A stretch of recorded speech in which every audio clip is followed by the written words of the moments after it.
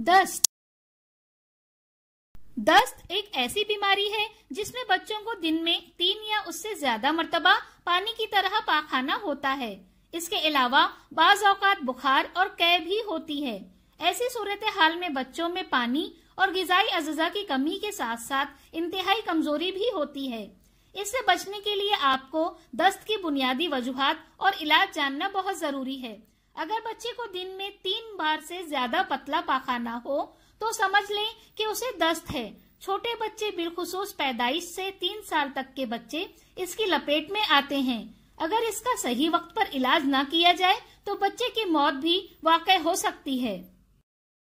दस्त की बहुत सी वजूहात हो सकती हैं, जैसे बच्चे की दूध की बोतल साफ न रखना, घर के अंदर और इर्द गिर्द का गैर सेहतमंद माहौल, खाने के बर्तनों को गंदा रखना और गैर महफूज पानी पीना। ये सबसे अहम वजह है।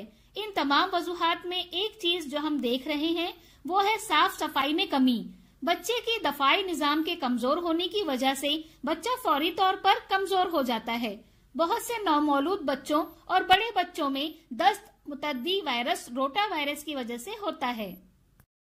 दस्त को हमेशा रोका नहीं जा सकता, ताहम आप यकीनी तौर पर अपने बच्चे में दस्त के खतरे को कम कर सकते हैं। इसके लिए आपको अच्छी हिफ्ज़ाने सेहत, खुराक और तर्ज जिंदगी की जरूरत होगी। मजीद मालूमात के लिए बच्चों के डॉक्टर से राब्ता करें। दस्त के दौरान पहले 6 महीने में बच्चे को मामूल से ज्यादा कसरत से वालदा का दूध पिलाया जाए। वालदा का दूध नौमौलूद के लिए सयालों का बेहतरीन जरिया है।